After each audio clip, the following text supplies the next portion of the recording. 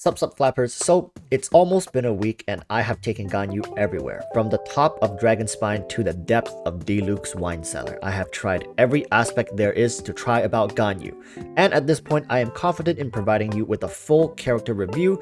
This video will include everything you need to know about Ganyu, including her strength and, God forbid I say it, her weaknesses. Yes, people, she has weaknesses, and she isn't this god-sent character that's broken beyond belief and a must-pull. I have evaluated her without bias and given her a fair review, so I hope by the end of this video you may resonate with me in thinking why Ganyu is actually the most well-balanced character that should set the gold standard going forward for miHoYo. So if you have not done so yet, please consider subscribing, as most people who watch are not. So with that said, let's get into the video. Starting with what I like to call the cash to power ratio. This is basically just saying, how pay to win is she? Do you need a whale for constellations? Do you need to invest in 5-star weapons to have her be viable or fully unlocked? And the good news is Ganyu works perfectly fine at C0. The constellations for Ganyu adds more utility and damage, but not features. And this is something that needs to be addressed. There should never be a situation where a certain constellation can unlock a new feature to the character, since that's what we gamers will call a paywall. So it's safe to say at this point that for anyone eyeing Ganyu, you only need one copy to hit like a shotgun cannon. For weapons, while the Amos bow is a match made in heaven for Ganyu, you could get decent results with Prototype Crescent, which makes Ganyu a very good free-to-play option for good damage. In the support DPS position, the Prototype Crescent works great as well. So do know that free-to-play players rejoice, Ganyu is very free-to-play friendly. Going forward, let's also look at her device compatibility. This section is where I go over how she plays on different devices. Although I do not own a PlayStation, I like to consider them in between the difficulty level of the mobile device and PC, so somewhere in between. Ganyu commands a certain understanding of the game as well as reaction mechanics to play efficiently.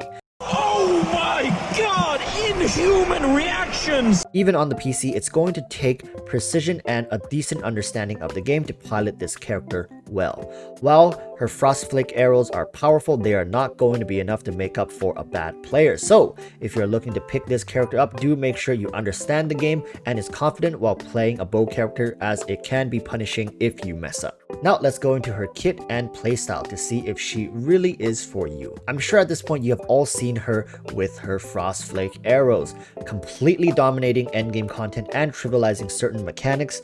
While it's true her Frost Flake arrows are strong, but they certainly are not without drawbacks. I have recorded and tested the time it takes from charging to releasing. It takes around 1.85 seconds if you time it to perfection. And I can safely say, for the most part, people will be taking longer than that. So let's just say 2 seconds on average. Let's be honest here, people are not timing this to perfection every single time they shoot the arrow. And that in of itself is one of the problems that isn't being addressed when most showcases are done for her. Ganyu spends a lot of time charging up her shots. If she is on the field for 1 minute, she'd be spending 50 seconds in charge shot animation, and if you let go a split second too early, you lose out on 70% of your damage. And for each second you let go too late, you eat into your next shot's DPS window. And of course, for every single Frost Flake you miss, you are missing out on not just 1 second, but a combined of over 4 seconds you are not dealing damage. Ganyu's focus is certainly her Frost Flake arrow, but it's not her everything. Her taunt is a powerful tool that is underappreciated and is not only important in its ability to taunt, but also to open space for yourself when using it. Definitely be using this skill whenever it's up.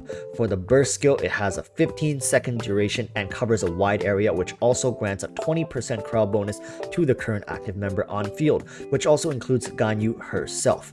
This burst skill can have 100% uptime since its duration and cooldown are both 15 seconds. If you would like to maximize this ability, you would need around 150% energy recharge to do so. Do note that this is considering you are using your elemental skill Trail of Qilin on cooldown. This skill grants 2 particles with its initial use and 2 more when it explodes, so do make good use out of it. All in all, while Ganyu's Frost Flick arrow is the spotlight of her kit, it definitely isn't meant to be spammed without second thought, and if you want Ganyu to be at full potential, you need to make the most out of her entire kit. And finally, let's review pros and cons for Ganyu. In the pro section, we can say Ganyu fills both the main and support DPS role very well. She has good free-to-play options and a kit that boasts high damage. Being the first 5-star cryo DPS, Ganyu certainly dominates the field with more than just looks. Being able to command wide area attacks and seal off the battlefield under a permanent cryo environment is invaluable to any current and future cryo carries you will run in teams. However, Ganyu is a high-risk, high-reward unit that if you were to use her as your main DPS, it would demand precise execution and well-cycled skills to get the most of. Mobile players may find her playstyle to be difficult to pilot and may fat finger certain skills due to high input demand Ganyu may require at times.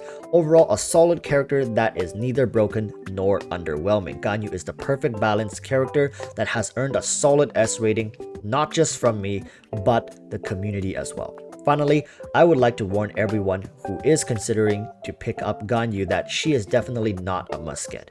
Ganyu does not change your game in any way. She does good damage but has obvious drawbacks. When compared to someone like Venti, she still falls short. She works well against mobs but may struggle when fighting bosses.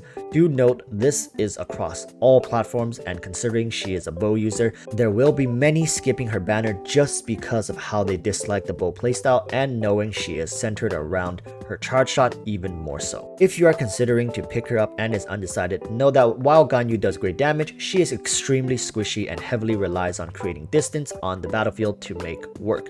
Ganyu works best from a distance, and to do so requires fast and precise inputs and understanding for the game. She is already quite resource dependent since you will be running her as a main DPS, so you have to level her up. All in all, a great character, but not a must-get. And that's the end of this video. What do you think of Ganyu? I know she is currently loved by the community, and for good reason.